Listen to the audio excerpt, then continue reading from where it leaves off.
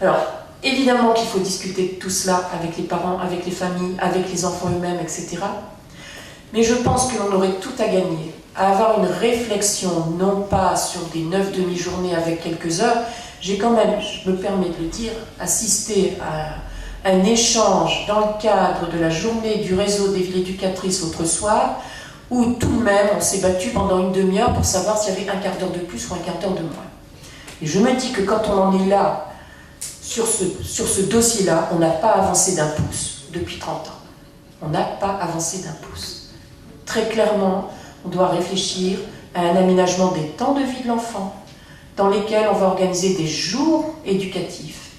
Ces jours éducatifs comprenant des jours du temps scolaire et comprenant du temps péri-éducatif, avec une vraie cohérence entre ces différents-là, avec donc un travail en partenariat qui n'est pas que se mettre autour d'une table, chacun disant ce que lui va faire dans son temps à lui, sans se préoccuper de ce qui sera fait dans le temps de l'autre.